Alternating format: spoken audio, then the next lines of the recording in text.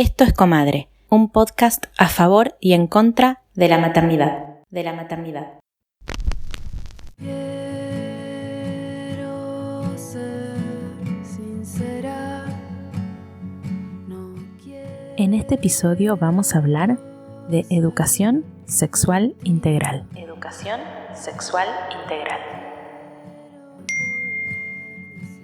Hola, soy Nadia Gómez y soy docente de nivel inicial y diplomada en educación sexual integral. Actualmente ejerzo mi profesión frente a una sala de 2 años en un jardín ubicado en la provincia de Buenos Aires. En el año 2018, el Consejo Federal de Educación, bajo la resolución 340/18, estableció 5 ejes para poder abordar la correcta implementación de la Ley de Educación Sexual Integral en todas las instituciones educativas de nuestro país. Y ellas son: reconocer la perspectiva de género, respetar la diversidad, valorar la afectividad, ejercer los derechos sexuales y reproductivos y cuidar el cuerpo y la salud. El abordaje de esta ley, junto a sus ejes, son fundamentales en la educación durante la primera infancia porque le permite a las niñas, a los niños y a las niñas poder expresar sus emociones y sentimientos, cuidar de su propio cuerpo, conocerlo y respetar el cuerpo de sus compañeras, compañeros y compañeres, conocer que existe una diversidad enorme en conformaciones familiares, sentir igualdad de oportunidades entre ellas, ellos y ellas, comprender que no existen estereotipos marcados e impuestos por una sociedad, que se animen a decir que no ante situaciones desagradables para ellas, ellos y ellas, y aprendan a no guardar aquellos secretos que los puedan incomodar y hacer sentir mal.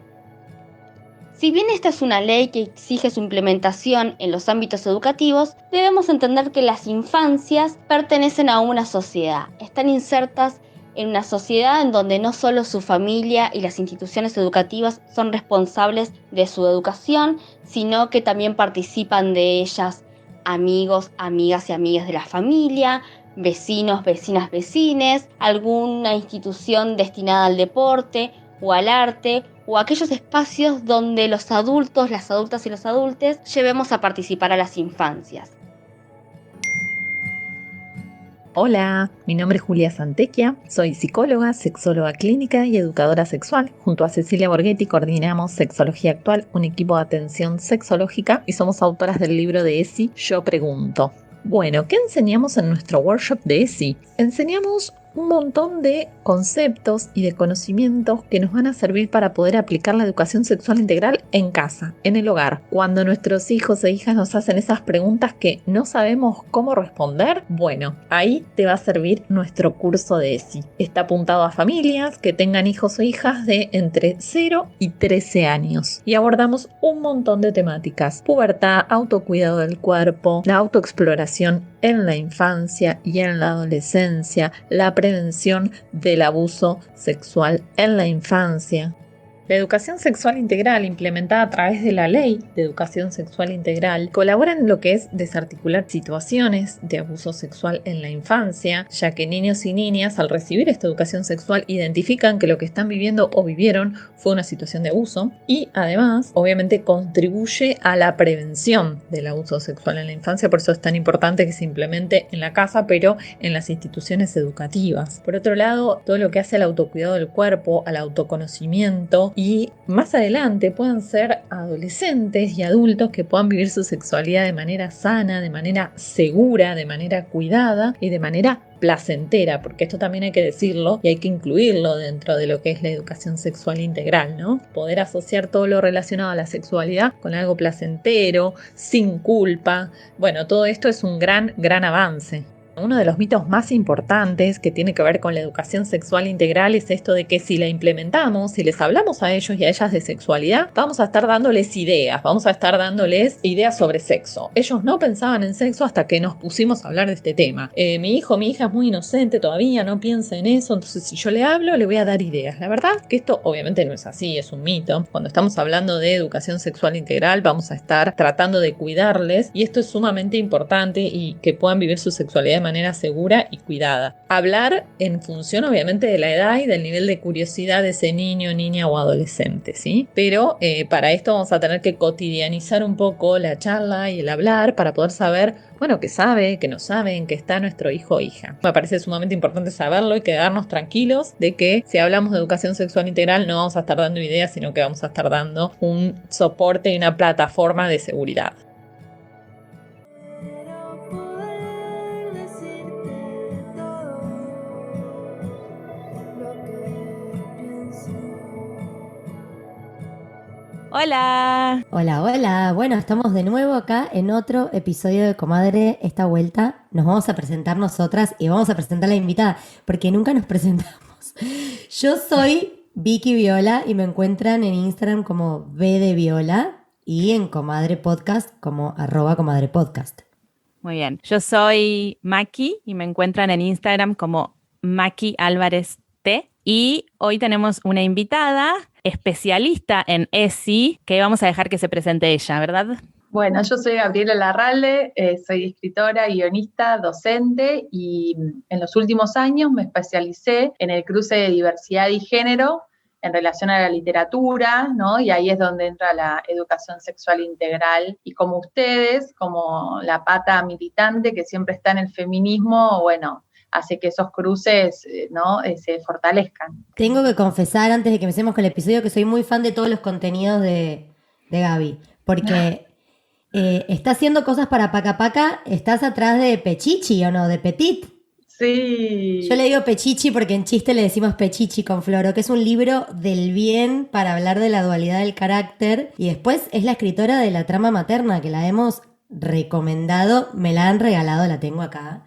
Me la regaló Nati Romero, que es una belleza. Creo que hemos hecho un posteo con el poema Sí. que ella derramaba la leche en el bar. Bueno, así que muy felices de tenerte con nosotras. Bueno, muchas gracias a ustedes. Un lujo tener a alguien tan versátil como vos y tan experta. Yo tenía una pregunta así como para empezar a hablar de la ESI que me parece crucial para la sociedad, así que estoy muy feliz de poder tocar este tema hoy en este episodio. Pero así para empezar, la ESI se promulga en el 2006, ¿no? Que justo antes de grabar decíamos con Vicky, nosotras ya estábamos recibidas de la universidad, con lo cual nunca tuvimos noción de lo que significaba esta ley a nivel educativo. Contanos vos, desde que se promulgó, si sabés si se implementa, cómo se implementa, cuáles son los problemas o los desafíos que trae, lo que quieras compartir. Sí, bueno, lo que vos decís me parece clave, ¿no? El tema de que somos una generación que no tuvo educación sexual integral ni en la escuela, ni tampoco en la universidad, y que todos nuestros aprendizajes fueron búsquedas que hicimos ya de adultas en nuestros tiempos libres, ¿no? Como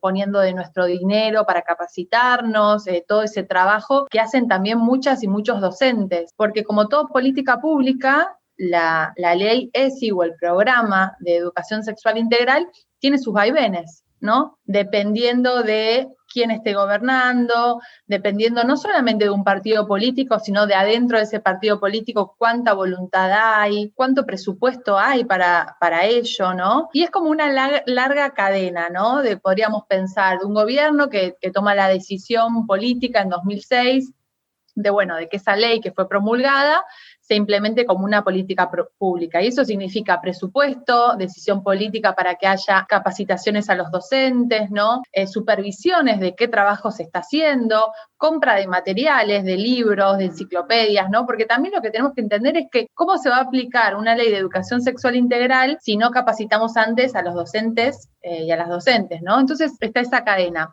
Pero después, esa cadena, ustedes imagínense que estamos hablando de una cadena con eslabones bien grandotes al principio y después se van haciendo más chiquititos, porque ese primer eslabón que pudimos decir, ¿no? Como un Estado presente con presupuesto, capacitaciones, compra de materiales, se va haciendo cada vez más chiquitito hasta la directora de una escuela, hasta el maestro o la maestra que le toca a tu hijo, ¿no? Y también a los otros padres y madres que tengas en el curso de tu hijo, de tu hija, cómo reaccionan frente a los contenidos que se dan. Entonces son muchas voluntades, claro, ¿no? Digo, siempre vamos a hablar primero de una voluntad, de una política pública, una voluntad estatal, ¿no? Y de cuestiones materiales. Pero después hay muchos otros condimentos. Entonces, de 2006 a ahora hubo distintos momentos. Sin duda el primer momento fue el mejor, como con el empuje que hubo, ¿no? Con el dinero. Y después, por ejemplo, durante el gobierno de Macri hubo una cosa acéfala en el programa directamente, no hubo presupuesto tampoco. Durante la pandemia tampoco, hay que decirlo, ¿no? Si bien hubo un intento de mejoría, tampoco fue muy fuerte y ahora se está como intentando que haya más capacitaciones de vuelta, que haya compra de materiales. La verdad es que es difícil, pero lo positivo es que desde que la ley se sanciona y el programa se implementa a hoy, más allá de los vaivenes políticos, los docentes, las docentes y el movimiento feminista acompañó siempre la ESI y siempre, digamos, hubo capacitaciones y hubo formación. Muchos docentes no necesitaron exclusivamente el Estado ahí para capacitarse. Se fueron encontrando la manera, así como nosotras, de hacerlo, ¿no? Y yo tengo una pregunta, porque es re interesante lo que decís. Te acabo de apodar Gaba, pero no sé por qué me salió solo. Tuve varios debates, ¿no? Con amigas mías que tienen hijos e hijas más grandes que les nuestres sobre la ley. Y yo comprendo que es una ley que, como decís vos, se implementó y después hay muchas voluntades participando. ¿Podríamos hablar de determinado sector o determinado target de colegios que se resiste? Porque me acuerdo cuando estaba en debate la ley del aborto, yo le decía a amigas mías que vienen de sectores más católicos o conservadores, no nos enseñan a ponernos un preservativo, no nos legalizan el aborto, o sea, embarazarse es algo de lo que no se habla y si ocurre, resolverlo como puedas o tener al niño y hacete cargo. Entonces, ¿es un prejuicio mío como feminista o Mira, realmente hay sectores que resisten más esto? Sí y no, digamos, sí existe esto que vos decís y podés comprobar en tu ámbito más cercano de contacto, pero a nivel nacional, que es donde yo como desarrollo más mi análisis, y de hecho, prepandemia, yo durante 2 años viajé por muchas provincias dando charlas y yendo a escuelas y hablando con docentes y con familias, ahí ya la cuestión se vuelve más compleja, por suerte, porque por ejemplo, yo te voy a decir, provincias como Salta y Córdoba, incluso en escuelas, digamos, todas las escuelas son estatales, ¿no? La educación es estatal, algunas son de gestión pública y otra estatal. Esto es importante también que se entienda. No es que un colegio privado puede dictar lo que quiera y la forma en la que quiera los contenidos, ¿sí? La gestión es privada, pero la educación es pública. Bueno, pero les decía que, por ejemplo, tanto en Salta como en Córdoba, escuelas estatales tienen muchísima restricción en relación a enseñar la educación sexual integral, incluso más que por ahí alguna escuela privada de capital católica, que uno dice desde acá, claro, ahí seguramente en esa escuela católica o ortodoxa judía no van a dar educación sexual integral y en escuelas estatales sí, y eso cambia dependiendo de la provincia, dependiendo también de la comunidad que asista a esa escuela. Por ejemplo, ustedes conocen que hay feministas católicas por el derecho al aborto, y por ejemplo, hay muchísimos, en Córdoba me han contado muchísimas veces, digamos, hay relevamiento de que hay muchas religiones, por ejemplo, evangelistas, que están en contra no solamente de la educación sexual integral, de cualquier tipo de misticismo. Por ejemplo, si hay un acto y las chicas se tienen que disfrazar de brujas, ¿no? Eso no lo permiten. Digamos, hay muchísimas otras restricciones que aparecen por una religión, por una clase, por lo que fuese. Así que un poco sí, digo, lo que vos ves es así seguramente, pero cuando haces la foto del plan nacional, empieza a haber muchos matices y muchas modificaciones, digamos. Está bueno que y nos cuentes esto porque, bueno, una ya de venir de años de tener otras luchas, como que se le arman prejuicios en la cabeza. Y tengo una pregunta más. Cuando hablamos de ESI, vamos Sí. como a la raíz, a suponer que los que nos están escuchando no saben.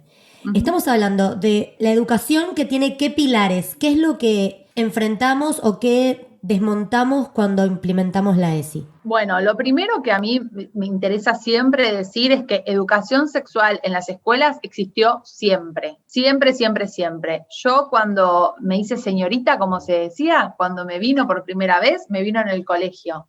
Y en el mismo colegio fue que le pregunté a una amiga, me bajé la bombacha, a una amiga que por supuesto ya le había venido, me bajé la bombacha, le mostré la mancha y ella se asomó, me acuerdo, Enrica Nigro, un beso si nos está escuchando, y me dijo, me miró y sentenció, ya sos, ¿no? como ya era. Y después ¿Qué era, no? claro, ¿qué era? Todavía hoy no sé. No, y después de ahí fuimos a la maestra, digo, y era la maestra o el profesor, quien fuera, el que intervenía o la que intervenía cuando el chico que te gustaba por ahí venía y te pegaba porque lo habías estado molestando, cargoseando, o porque no sé qué, ¿no? Era como... En la escuela es en el lugar en donde los chicos y las chicas pasan muchísimas horas, es el primer lugar de sociabilización. Y ahí pasan un montón de cosas que antes las docentes, las maestras, digamos, ya se hacían cargo de ese tipo de educación. Lo que pasa es que estaba invisibilizado. ¿Y cómo se hacía? De hecho, o sea, ¿no? Digamos, sin ley, como a cada uno le parecía, como cada uno podía. La maestra copada o el profe copado siempre estuvo, que era el que te daba un poquito más de información, ¿no? El que te decía cómo resolver una situación. Y después estaban los otros que tal vez optaban por el silencio o por una cosa más restrictiva o por una cosa más del castigo, que también es una forma de enseñar educación sexual. El silencio educa, enseña.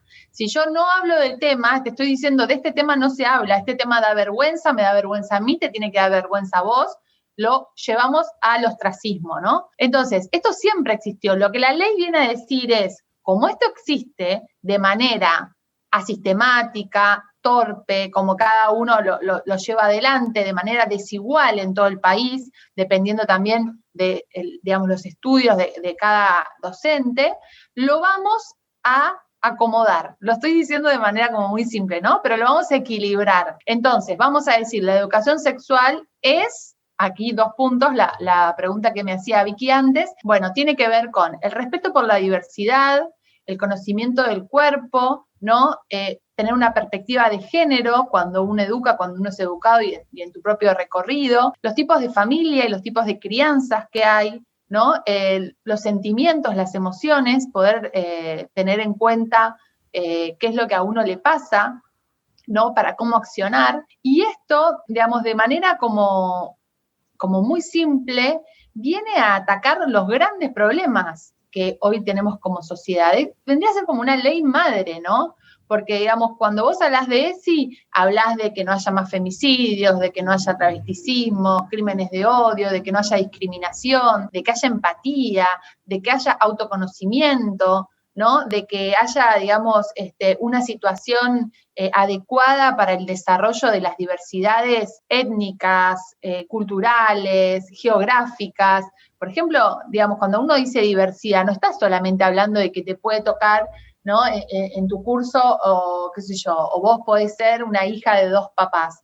Estamos hablando también de inmigración, que esto es algo que está totalmente, digamos, tapado, ¿no? Porque también me parece que hay que tener cuidado con la diversidad que me queda bien en Instagram, que es mi foto con mi amigo gay, ¿no? O con la bandera. Hay un montón de otras diversidades, los colores de piel en Argentina, digamos, no se habla de eso. Aprovecho para recomendar el Instagram Identidad Marrón, que habla justamente de esto, ¿no? Pero es algo que Rita Segato lo trabaja muy bien. Yo estuve en un curso de ella hace 2 años, y ella habla de raza y dice, bueno, hay que volver al concepto de raza, no como algo que exista en la realidad la raza, pero sí como un concepto para poder analizar qué pasa en Argentina, ¿no? Con esto. Sí, porque hay Bueno, gente que lo niega. Hay gente que cree que en Argentina no hay problemas de racismo porque no ve tantos negros afroamericanos en la calle. Estamos tan sumidos en la televisión que flasheamos esa. Perdón, es importante recalcar que se llama educación sexual integral porque estamos integrando, ¿no? Un montón de cosas, no es solo que nos inculquen conocimiento sexual, porque es respeto sobre nuestros cuerpos, respeto de los cuerpos de otros colores de pieles. O sea, es esencial el contenido y me parece muy fuerte que recién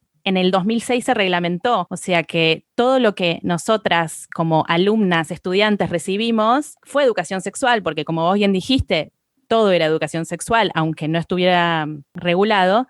Pero claro, era como una lotería, ¿entendés? Yo fui a un colegio de Mucho monjas. agujero. Yo fui a un colegio Sí, de monjas y imagínate la educación sexual que recibí. O sea, la catequista rezaba por nuestros futuros maridos. Con eso te digo todo. Bueno, no hubo una chica que votó en Instagram que le prohibían comer helado delante de los varones porque era sexy. Provocativo. Bueno, yo les voy a decir algo a ustedes, chicas, que somos, parece, todas de la misma generación. Si yo agarro una caja de lápices, saco todos los lápices, los pongo arriba de una mesa y les digo, chicas, agarren el lápiz color piel. Ustedes saben cuál es. Ay, qué loco, es el rosa clarito.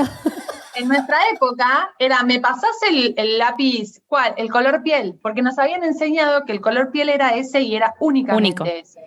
Y ahora hay lápices que se venden, ya de marcas también conocidas, que se llaman lápices para pintar caras, y van desde un blanco, amarillo, rosadito, marroncito, marrón más oscuro, ¿no? Hasta negro. Digo, como hay un montón, una tonalidad media verdosa también, hay una tonalidad enorme, y hay muchos artistas que han trabajado también. Hubo una muestra acá de Pantón, ay, no me va a salir ahora cómo se llama la artista, pero es genial porque hace algo muy simple, le saca fotos a muchas personas y toma como con el pincel el tono del color de la piel y replica el color en el fondo. Y entonces vos ves muy claramente la gran diferencia de las tonalidades. Por decir una cosa, ¿no? Pero bueno, sí, creo que el lápiz color piel es algo que como generación lo tenemos. Hay algo que dijiste que me hubiera encantado que estés en la comida en la que estuve la semana pasada, que se me volaron los patos, porque hablábamos con una pareja amiga sobre si tienen niñas más grandes, iban a hablarles o no de las diversas familias. Yo nunca me imaginé esa conversación con Floro como, sentate, vamos a hablar de las familias. No, tengo un montón de libros, entre ellos Hermanes, Rey, libros que hablan sobre los distintos tipos de elecciones y distintos tipos de familias, y ya va incorporándose a través de la ficción, de los cuentos, de la narrativa, y no es una charla con velas. Mi amiga, que si me escucha, no voy a decir tu nombre, te quiero igual, me decía, yo no le voy a contar que hay familias homosexuales o que hay familias monoparentales. Si me lo viene a preguntar, se lo voy a decir, no se lo voy a decir yo. Entonces yo ahora, con esto que vos me decís, digo, claro, o sea, iba por el lugar que estaba como acercándome a lo que quería llegar. Todo lo que vos no decís se convierte en un tabú y se convierte en un vacío de información que si vos no le propiciás a tus hijos, alguien se lo va a propiciar, y ahí es una lotería, porque si la ESI no se implementa, puede ser un compañerito cuyo padre sea homofóbico y te manda un besito. El primer encuentro que tiene tu hija con eso es que es una cagada, que es un problema. Si le gusta a una persona de su mismo sexo, es un dramón. Me parece copado esto que hablas de que la ESI lo que permitiría es, paremos un poco más allá de las familias, homogeneicemos un poco el conocimiento. Y acá me trae otro tema, que es la lucha que está batiendo la ESI contra el abuso sexual, que los porcentajes de abuso sexual intrafamiliar son elevadísimos. Elevadísimos, y se dan, digo, a muy temprana edad, y por eso también me parece que lo importante, esto que vos decías, no hay un momento para hablar con los hijos y las hijas de esto. No es que cuando cumpla 8 ya llegaste tarde, digamos, no es que, bueno, pero voy a esperar al próximo, voy a esperar a tener un domingo tranquila con ella para. No, esto es cuando la baño, esto es cuando le cambio el pañal, esto es desde el momento cero que le estás bajando el pantalón a tu hijo porque necesita ir al baño y le decís, te voy a bajar el pantalón, ¿no? Permiso. El respeto por el cuerpo, el que ellos entiendan que sí, que no, de qué forma, si está yendo un médico, diciendo, mira, vamos a ir al médico, te va a revisar, te va a tocar el pito, eso es lo que hace un médico, es así, asado, mamá va a estar ahí, o papá, o quien sea. Digo, como poner en palabras todo aquello que es necesario poner en palabras. Para un chico de 3, 4 años, que vos lo agarras de la mano porque estás apurada, porque obviamente venís del laburo, no sé qué, ni idea, ni almorzaste, lo agarras de la mano, vamos, que tenemos que ir al médico, no sé qué, no sé cuánto. Llega a un lugar extraño, ¿no? Que no conoce, espera, lo recibe un hombre o una mujer, lo que fuera, un médico, que no conoce, hola, ¿qué haces? No sé qué, bloom, bajo pantalón, toco el pito, ¿no? Toco la cola, digo, te vuelvo a cambiar, no te dije nada, no te expliqué nada, nos vamos. ¿Qué pasó ahí, todo eso? ¿Qué fue? Hay que ponerlo en palabras. Mira, esto hacen los médicos, te revisan el cuerpo. ¿Cómo? Con mamá adelante, haciendo esto y no haciendo esto. Otra persona que lo haga por afuera de esto está mal. Mamá te baña o sea, poner en palabras quiénes sí, quiénes no, de qué forma sí, de qué forma no. Digo, me parece eso que es clave. Y en relación a abuso sexual infantil, bueno, la ESI ha abierto ahí un gran espacio, ¿no? Que estaba vacío y que es realmente muy complicado, porque en general los abusos son intrafamiliares y las familias, como hacen la mayoría de las familias con sus problemas, los mete abajo de una alfombra y creen, como dije recién, mal, que es su problema, ¿no? Y que no es la vulneración del derecho de una persona. Muchos padres y madres creen que sus hijos son su propiedad y que son una extensión de sí mismos. Y no es así. Los hijos y las hijas tienen derechos porque son sujetos de derechos, ¿no? Son personas. Entonces, más allá de lo que a uno le pueda parecer, ellos, digamos, tienen el derecho de educarse, así como aprenden matemáticas e historia, tienen que aprender educación sexual. Así que en ese sentido me parece clave. Y lo que vos decías antes, Vicky, también de las amistades, digo que siempre pasa, ¿no? Que uno se relaciona y bueno, surgen temas y uno intenta como exponer su punto. A mí lo que me llamaba la atención de lo que me decías es que esa amiga no tenga en su círculo ninguna de esas diversidades que vos dijiste, como ninguna mamá sola, ¿no? Como ningún papá. Digo, me parece que también eso habla de una elección personal, es repensarse una misma, ¿no? No solamente poner todo el bardo en los chicos, es bueno, que los chicos sepan o no sepan esto, digo, una misma preguntarse, che, ¿yo no me relaciono con este tipo de personas? Sí, no, ¿por qué? ¿Tuve la oportunidad y no lo hice? ¿Hay alguien cercano a mí que tal vez no me esté contando alguna cosa? Digo, también aparecen esas preguntas, ¿no? Y esas cosas, porque cuando vos decías eso, yo lo que pensaba es, claro, pero Astor lo vive en su cotidianidad, con gente que él conoce, que ve. Entonces, yo nunca le tuve que explicar eso. Pero bueno, la literatura, por ejemplo, viene a ocupar un gran lugar en ese sentido como representaciones sociales. Exactamente. Hay que usar el arma de la literatura, porque, por ejemplo, yo no tengo por ahí tanta diversidad que me rodea, pero lo que hago es comprar libros que tocan esta temática, porque es verdad lo que decías antes, el peso de lo que no se dice tiene sus consecuencias. Entonces, agarrarse de libros, de canciones, de todo lo que sepamos que tiene buen contenido y que incluye para que nuestros hijos y nuestras hijas empiecen como a abrir un poco su cabeza, me parece fundamental. Y también algo que yo hago mucho es como inventar recuerdos que no existieron, pero que a mi hijo le encanta que yo le cuente las cosas más mínimas, y esto lo tiro como herramienta para madres y padres. Le encanta que le cuente las cosas más mínimas que se les puedan ocurrir de cuando yo era chica, ¿no? Cuando él no existía, digamos. Entonces, por ejemplo, estamos comiendo algo y yo le digo, ¿sabés lo que a mí me pasó una vez? Fui a una plaza y había un perro que se había soltado y mordió al lado mío a una señora, no sé, ¿no? Como inventando alguna historia así como muy chiquitita. O una vez fui a un supermercado y había un paquete de galletitas que era el doble de grande y no sé qué, y ahí mismo ir metiendo, traficando, diríamos, información, ¿no? Y poder decir, y había un chico con su novio, y entonces no sé qué, y avanzar, ¿no? Y si el niño o la niña te detiene, bueno, ahí ampliás, pero si no, avanzar, digamos, con ese tipo de historias como personales. Cuando una se involucra y le cuenta algo, ¿no? O hacer mucho esto de, yo a veces le digo, bueno, ¿cómo te fue en el colegio? ¿Qué hiciste? ¿No? Y me cuenta, o a veces no me cuenta porque no tiene ganas. Y le digo, ¿y vos no me preguntaste a mí qué hice? ¿No sabés qué hice?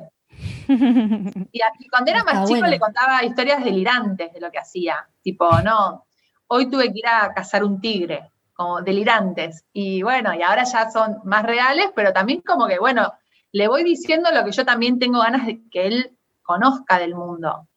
Como, claro.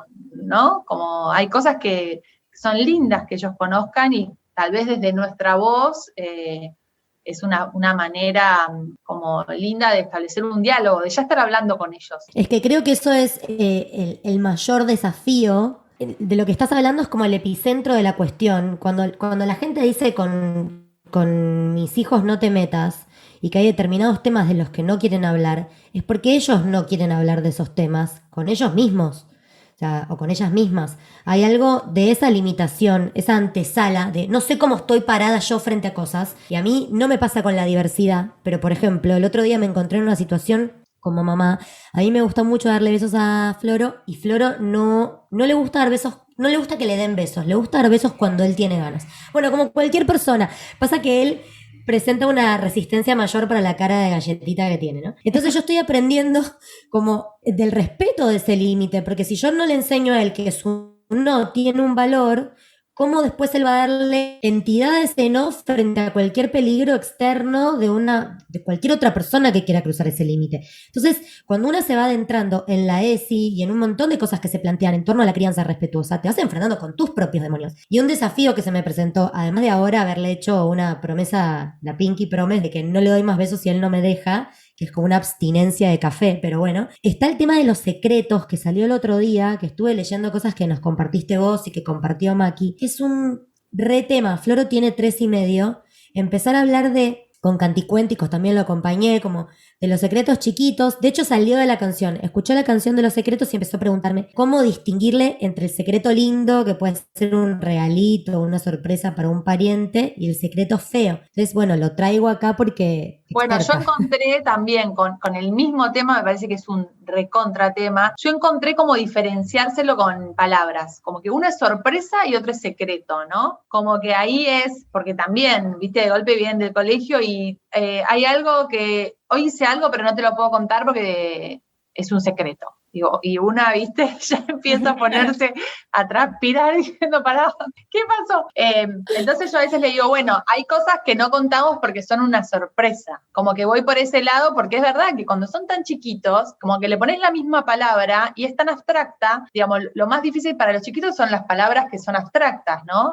Mesa, vaso, está ok, pero cuando uno habla de amor, cuando uno habla, ¿no? Digamos, de un secreto, a mayor abstracción, más complejidad. Está buenísimo pensar en eso y me parece que sí, que si uno siempre habla de la forma que hable, aunque más no sea te cuento lo que hice durante el día y ahí meto algo de información, si vos no haces el ejercicio de establecer ese diálogo continuo con tu hijo, aunque sea de comprar galletitas, lo que sea, claro, cuando vos te querés sentar frente a él y tiene 8 y le querés hablar encima de sus partes privadas, íntimas, y no va a querer, porque eso se tiene que Porque ya no construir. está el hábito, claro. ¿No? Entonces lo va a sentir como algo violento, en el sentido no de violencia física, pero sí algo que lo va a abrumar, se va a sentir incómodo.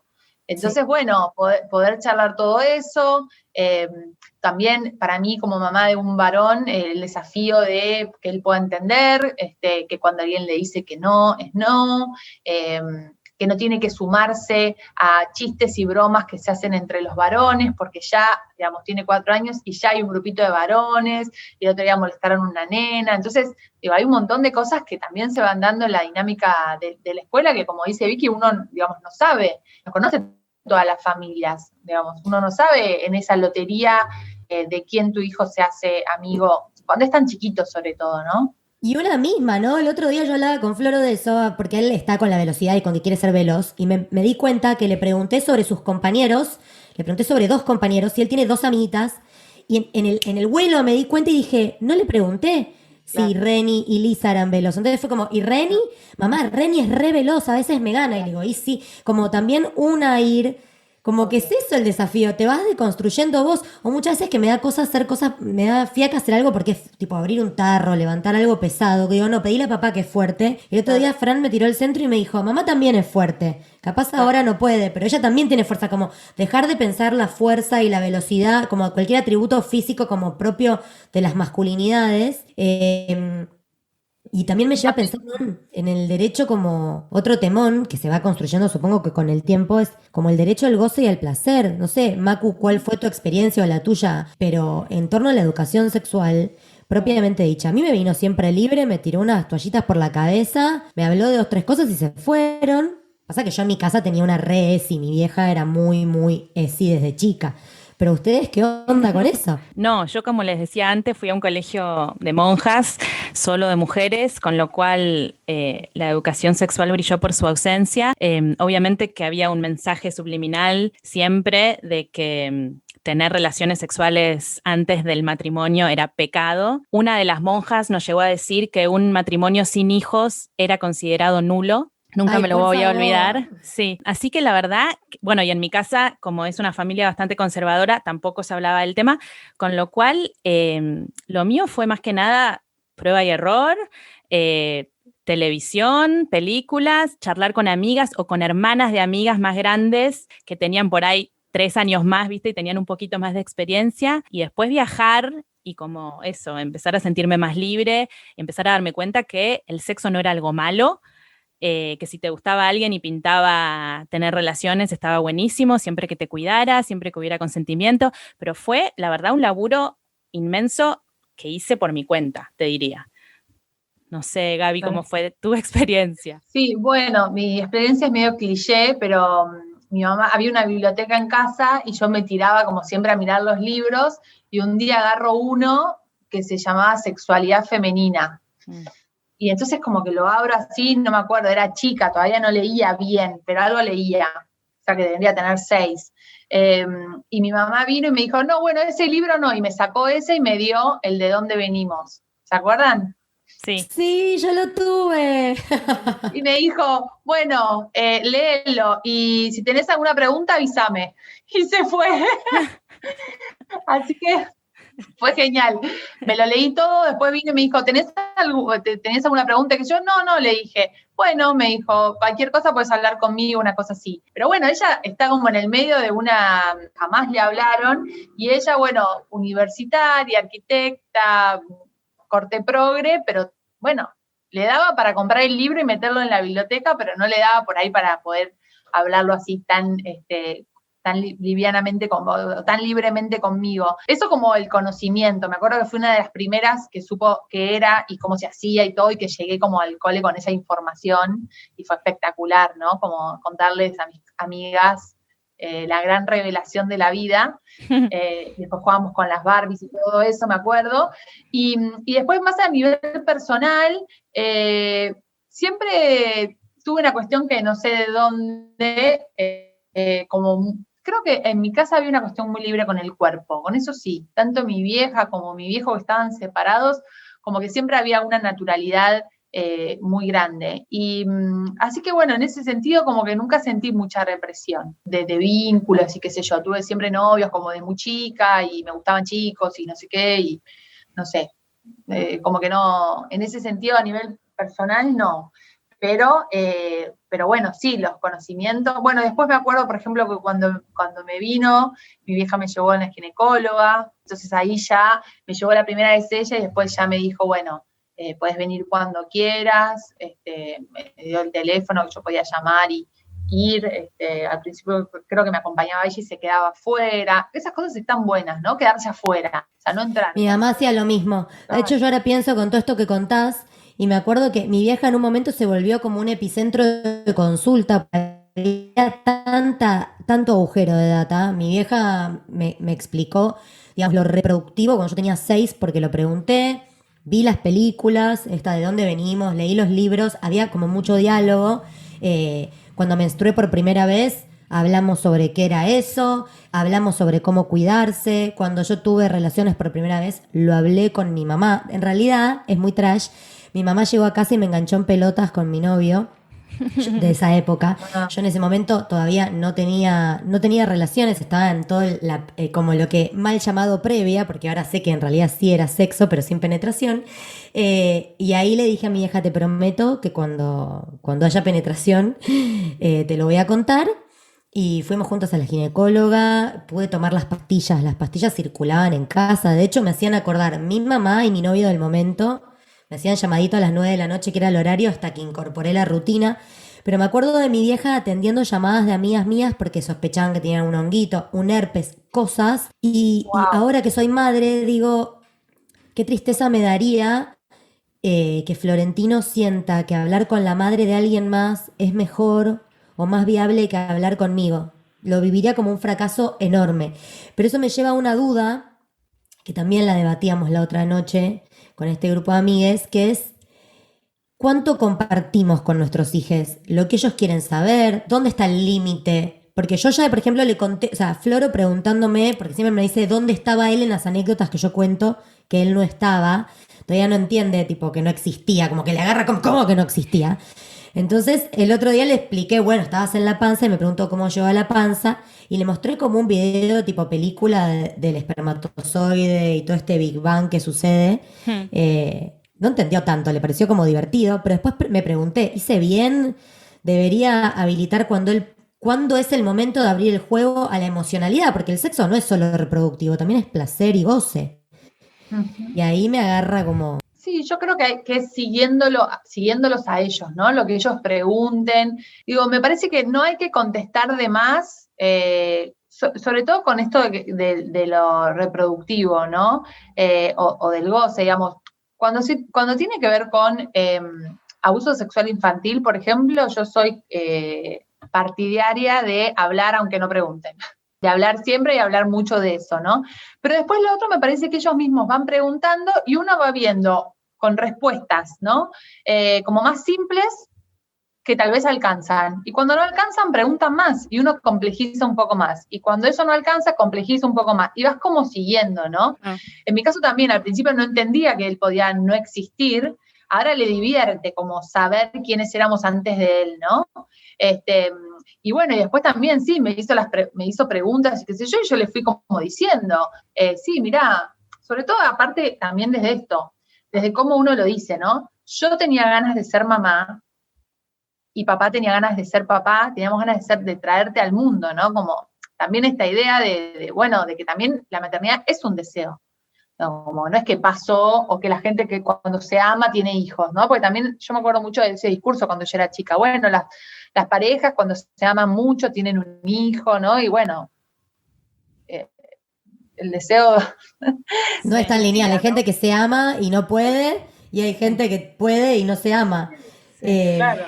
A mí me pasó con Atticus, que tiene 5 años, que los momentos en los que hablé de esto fue porque surgió algo que disparó la charla. Por ejemplo, cuando estaba embarazada de mi segundo hijo, claro, me empezó a preguntar, ¿cómo es esto? ¿Entendés? Él me vio que se me transformaba el cuerpo, que crecía la panza, ¿cómo va a salir de ahí? Entonces le mostraba videos de partos y Nick, mi marido, me decía, ¿te parece mostrarle tanto? Y él me decía, again, again, again, quería ver otro y otro y otro y otro. Y yo le decía, sí, ¿por qué no vas a ver cómo viene al mundo?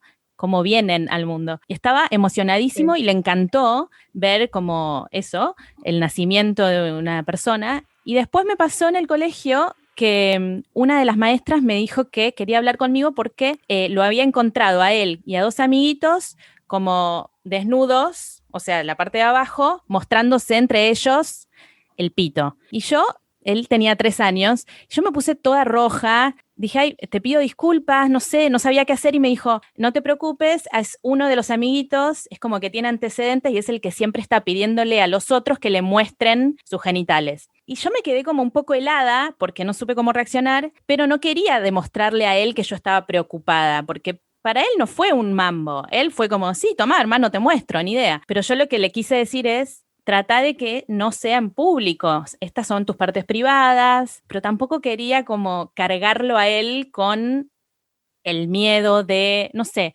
me pareció como bastante desafiante y a partir de ahí tuvo que pasar eso para que yo empezara como a hablar más de cómo nombrar nuestras partes, a dónde se pueden mostrar, a dónde no, ¿entendés? Sí, hay una parte de autoconocimiento que los chicos tienen entre ellos y un poco, digamos, lo que se establece es que con una diferencia de 2, 3 años entra dentro de cualquier parámetro de conocimiento que entre ellos puedan mostrarse sus partes y qué sé yo. El tema es, bueno, justamente cómo él se sintió con eso, cómo se sintió con esa situación, digamos, si se bajó porque quiso, si quiso mirar, si no, si se sintió mal por hacerlo, si se sintió obligado, digamos. Él no tenía también, ningún mambo, me pareció. claro, por eso.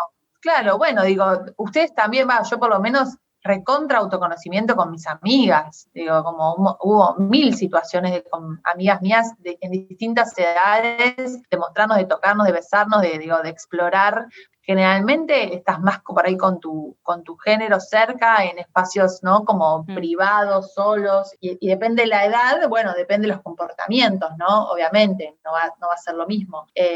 Pero digo, lo complicado es cuando hay diferencia de edad. Claro. ¿No? O cuando, por ejemplo, un chico de 7 con un chico de 3, bueno, no, digamos.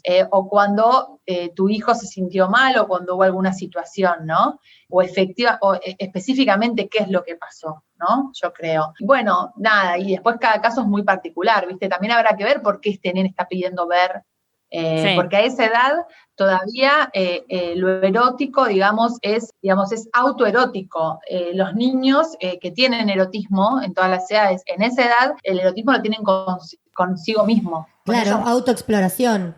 Es con ellos mismos, no hay registro todavía del otro. Por eso la importancia de que, más allá de lo que cada uno considere en cuanto a colecho y qué sé yo, hay un momento en que los chicos tienen que dormir solos. Es en el momento de generar su propio aroma, del roce con las sábanas, de estar solos con su cuerpo, ¿no? Porque es autoerótico todavía. En ese Y momento. te hago una pregunta, Gaby, volviendo a lo que es la ley, Sí. porque hay muchos mitos en torno a esto, muchos miedos, ¿no? Por supuesto, ya cuando estamos hablando con alguien, que bueno, que también es alguien a quien a mí me interesaría taclear, no de la mala manera, ¿no? Sino como alcanzar a esas personas que cuando hablan de perspectiva de género, hablan de ideología, que ya ahí te das cuenta dónde están paradas, pero cuando hablamos de mitos de la ESI y de cómo la ESI se va implementando, yo voy de todo lo que vos me vas trayendo, más lo que hemos leído, intuyendo que no es lo mismo la ESI en sala de 5 que la ESI en 5º año. Entonces, en torno a cómo se va entregando todo este contenido educativo, ¿cuáles pensás que son los mitos o los miedos que podríamos como denunciar o desmontar en el episodio? Sí, yo por eso siempre como que trato de hablarles a esos padres, madres, esos cuidadores que están en contra de la ESI. Como que muchas veces es miedo y es, digamos, que no los han informado bien de qué es la ley, digamos, en su amplio aspecto, porque yo no creo que ninguna de estas personas quiera que su hijo o su hija vaya a la escuela y pase una situación incómoda con un compañero, ¿no? Digamos, que alguien le toque la cola, que alguien lo discrimine, que alguien le pegue, que alguien, digamos, lo que fuera. Y tampoco que sus propios hijos hagan eso, ¿no? Porque también está esa. Entonces yo creo que falta como información en ese sentido. Y después, por otro lado, un interés personal, que ahí, bueno, ya es más difícil, pero en la página del ministerio, digamos, están los lineamientos de qué se enseña en ESI, en inicial, en primaria, en secundaria, ¿no? Digamos, en inicial, que ellos puedan diferenciar, digamos, sus partes íntimas, que puedan ver que no hay juegos de niñas y de niños, que todos pueden jugar a las mismas cosas, que no hay colores, ¿no? De niños, que no hay prácticas necesariamente que sean de niños y niñas, que el cuerpo del otro se respeta, ¿no? Que hay que hacerse respetar el cuerpo propio, que si alguien dice que esto no me gusta, no hay que hacerlo. Digamos, hay distintas formas de abordaje. Después, por ejemplo, algo que a mí me parece súper importante es poder conocer las emociones. Entonces, hay distintas formas con las que trabajan hoy, a veces con libros. También está el pulpito ese que lo das vuelta y que de un lado está contento y del otro lado está enojado, no sé si lo conocen. No, vi el monstruo de los colores, el pulpito no. Bueno, el monstruo de los colores, el pulpito ahora cuando terminamos se los muestro. Entonces, son distintas formas de, por ejemplo, el pulpito lo podés tener a mano y es un pulpito que lo das vuelta y está contento y lo das vuelta y está enojado o triste. Lo podés tener medio como a mano en tu casa ahí y ellos mismos lo dan vuelta, digamos, cómo se sienten, ¿no? Entonces poder identificar los sentimientos y las emociones. Una bomba, ese pulpito. Está buenísimo. Lo necesito. Sí, porque una cosa que me dijo un psicólogo a mí una vez y me pareció súper interesante, es que nosotras, y también esto de prestar atención para no hacerlo, nosotras como adultas muchas veces lo que hacemos es redireccionar lo que ellos están sintiendo, ¿no? Por ejemplo, ellos dicen, estoy triste, no, estás cansado porque no dormiste siesta, ahora vas a comer algo, te vas a dormir, vas a ver que vas a estar bien, ¿no? Como que se le imponemos. Cualquier otra cosa así, ¿no? Claro, le redireccionás, o sea, ellos reconocen un sentimiento, lo expresan y vos le decís, no, en realidad no estás enojado con esa chica, te gusta, yo me di cuenta que te gusta y entonces vos le pegaste con el coso porque, ¿no? Eso se hace mucho y uno no lo puede creer. Y eso es tremendo porque le haces dudar al niño o a la niña de sus propios sentimientos, de ese reconocimiento que tendría que ser muy, digamos, muy fácil, porque si yo tengo calor, digo, tengo calor y me saco el buzo y nadie puede venir a decirme, no, no tenés calor, lo que pasa es que estás triste porque, ¿no? Digo, como sería, claro, pero al revés sí lo hacemos. Entonces eso lo que él me decía es que después nos cuesta mucho como adultos saber qué nos pasa. ¿No se han encontrado 1000 veces en situaciones de presenciar una charla o que alguien te diga algo y no poder reaccionar en el momento e irte y decir, ¿qué acaba de pasar? ¿Qué me pasa a mí? ¿Estoy enojada? ¿Estoy triste? ¿Me dolió lo que dijo o me irritó? O, ¿no? Como 1000 veces. realmente poder encontrarle, o sea, solamente esto, ¿qué me pasa? ¿Qué me está pasando en este momento? Es que es espectacular. El otro día una amiga me contaba de la hija que se puso a llorar y le dijo, ¿qué te pasa? ¿Qué te pasa? Lloraba, ¿estás triste? ¿Estás enojada? ¿Qué sentís? No, mamá, no estoy enojada, estoy triste. Y yo decía, qué zarpado, imagínate los quilombos que nos hubiéramos ahorrado, las horas de terapia si yo pudiera nombrar enojada o triste. Ay, necesito que esto sea con video y que la gente vea este pulpito. El Después pulpo. le saco una foto y se los mando. Ay, lo amo, lo necesito para Floro. Lo venden en los kioscos de revistas acá en Capital. Y te lo... Todos lados. ¿Y él lo usa? Claro, yo lo dejo ahí siempre por ahí revoleado, ¿no? Entonces él a veces está jugando y qué sé yo, o a veces, por ejemplo, si se enoja con algo conmigo y qué sé yo, y yo le digo, bueno, basta, esto, no sé qué, va y agarra el pulpo y como que lo da vuelta como para que yo vea, tipo, ahí, ¿entendés? Como, está todo Qué mal. genialidad. Es de un lado violeta y alegre y del otro lado es negro y enojado, como para la Sí. gente que no está viendo esto. Vean la maravilla de este pulpo, lo necesito. Estoy en pleno manejo de berrinche y situaciones, necesitaría varios pulpos de distintos colores. Sí, y también esto, digamos, no ir con el no te enojes, no llores, bueno, el no llores para mí es más fácil, pero no te enojes, ¿no? Como que está bien enojarse, uno se enoja, mamá también se enoja, ¿no? Pero hay límites que vos no puedes cruzar, ¿no? Como ordenar ese tipo de cosas, o muchas veces que uno le dice, para un poco, ¿no? Decirle qué es parar un poco, porque a veces Claro. recurrimos a abstracciones rarísimas, ¿no? Bueno, basta, ¿no? ¿Pero qué es basta? Porque él está haciendo 80 cosas capaz, que está saltando en el sillón, comiendo una galletita, gritando, ¿no? Como digo, ¿basta de qué todo eso? Entonces, en vez de decirle todo el tiempo no, o basta, decirle, bájate del sillón ahora, vamos a hacer tal cosa, ¿no? Digamos, como también por la positiva, como orientarlos. Está en la marea ahí de muchísimas abstracciones y cosas metafóricas que son muy complejas de entender. Por eso es tan importante rodearse de personas que entiendan que esta ley aborda un montón de cosas, que abarca la emocionalidad también, ¿no? Tiene muchos beneficios. Por eso me parece que hay que hablar de esto, aunque la ley haya salido hace tantos años, digamos, porque todavía hay desinformación y desconocimiento. Es muy loco. Totalmente. Y también yo siempre me pongo como también del abogado del diablo, ¿no? En algún punto, porque digo, también por un lado, vos lo vas a seguir educando. O sea, vos vas a seguir bajándole la línea que vos quieras adentro de tu casa. Nadie te va a quitar eso, ¿no? Es como, mi hijo va a una escuela y si el día de mañana tiene historia y le cuentan algo de la historia que a mí no me parece, y que no tiene que ver con mi ideología o con mis pensamientos o lo que fuera, va a venir a casa y le voy a decir, che, mira, no, yo pienso esto de esta situación o de esta cosa, ¿no? Digo, y después, bueno, hay que respetar que nuestros hijos no son cajones en donde uno mete información y cierra, son sujetos que se van construyendo.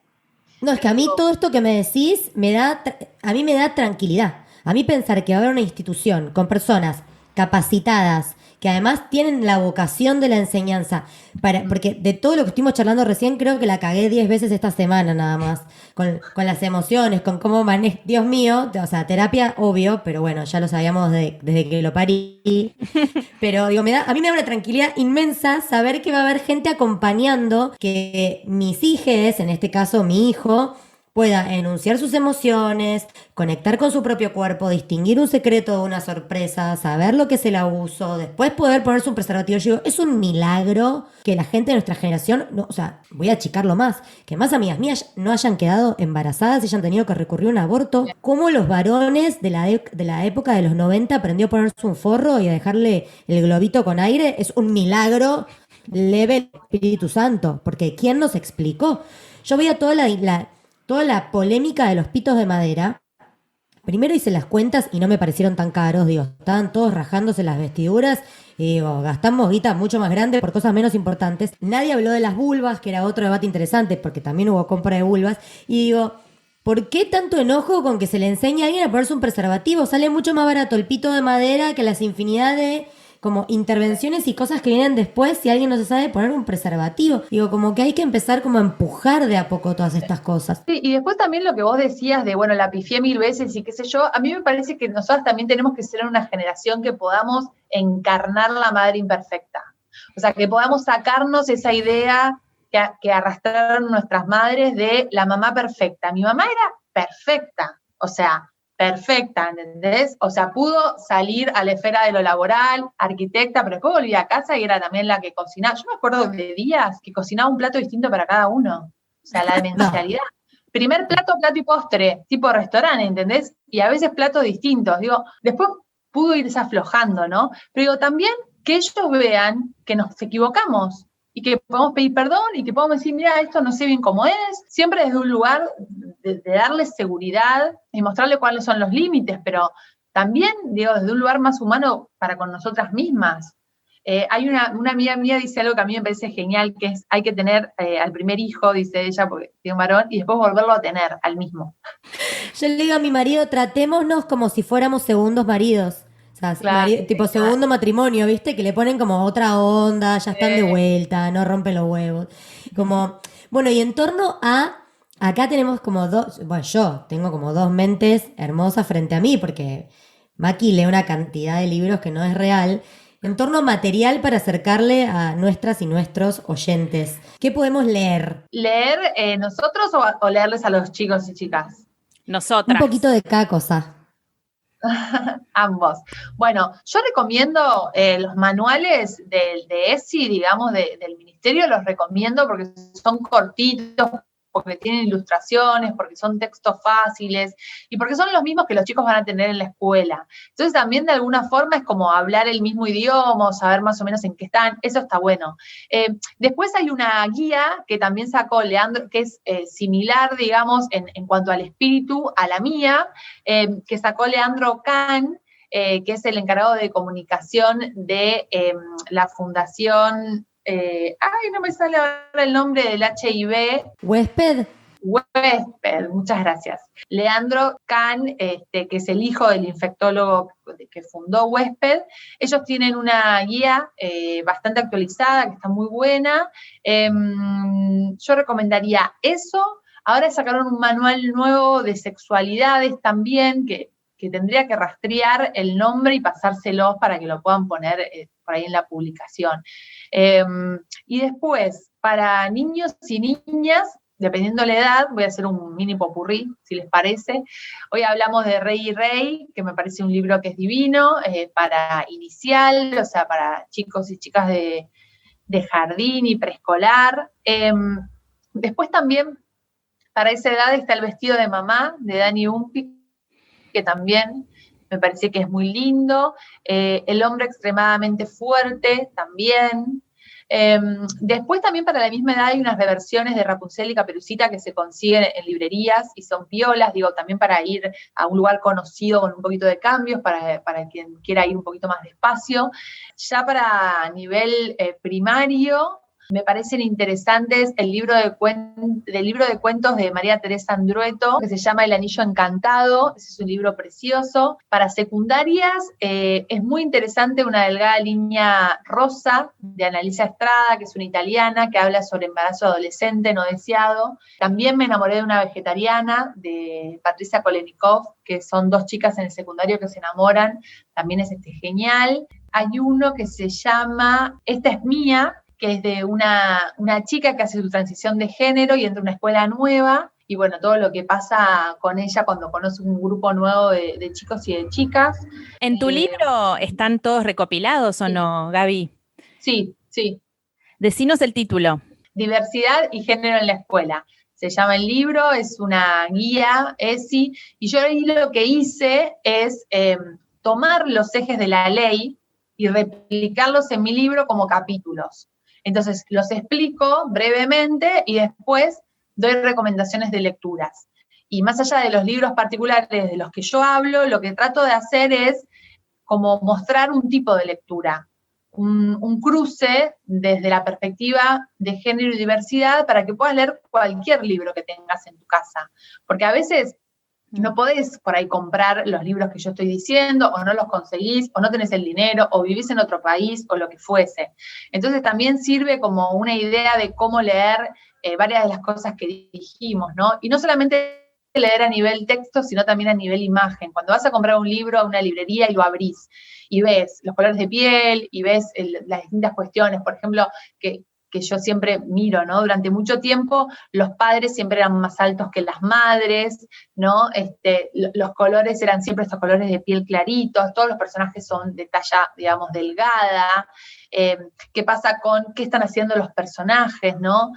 Así podríamos seguir como con una lista muy larga, ¿no? Pero hay varias cosas que uno puede como mirar, ¿no? Más allá de lo que esté escrito en cuanto a qué tipo de familias son, ¿no? A nivel ilustración también es un ejercicio mirar, porque no solamente uno puede verlo en los libros que yo digo, sino cuando prendés la tele.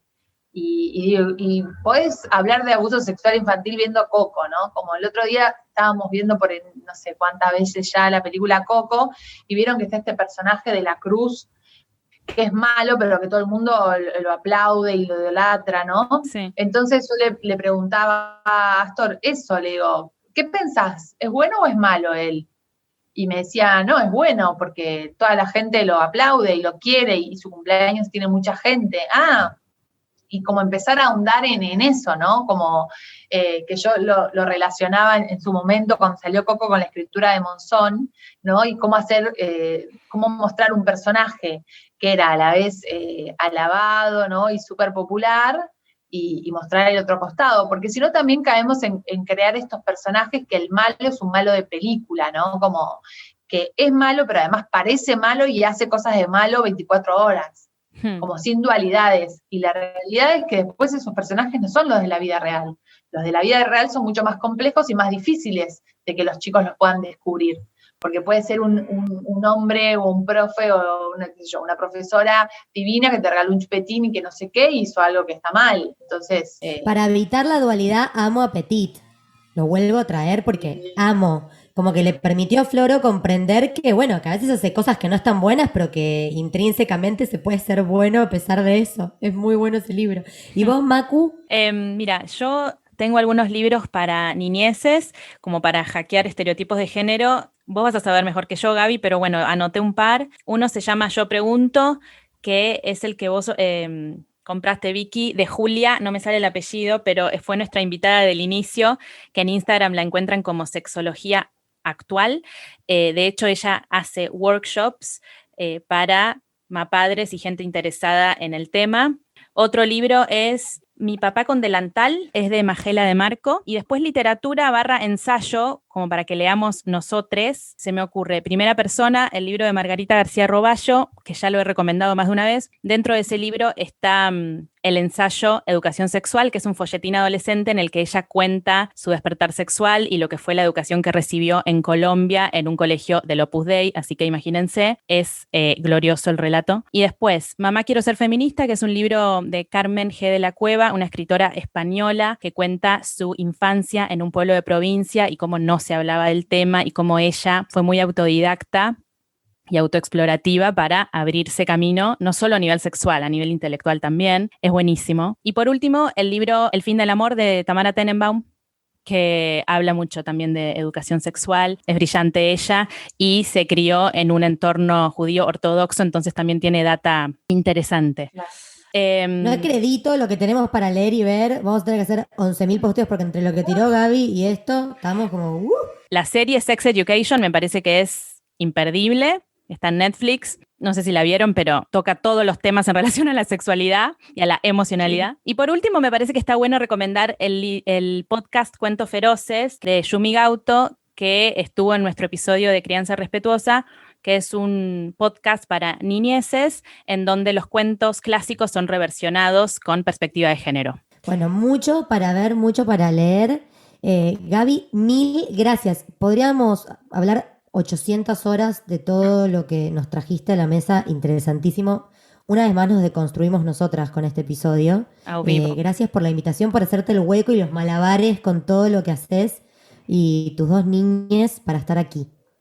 No, gracias a ustedes, soy también oyente del podcast, así que contenta de estar y en cualquier momento seguimos charlando. Bueno, una cosa más antes de cerrar, que la dijimos al final, y es que esta comunidad colabora con cafecitos que nos permiten coproducir los episodios, así que si les gustó este episodio, con todo lo que les dimos para leer y ver, bienvenidos los cafecitos que colaboran a su producción. Bueno, Macu, mil gracias, amé. Gracias. Por último, también está la plataforma GoFundMe, que es para quienes quieran colaborar desde el exterior. Bueno, Bueno, amiga, te quiero. te quiero.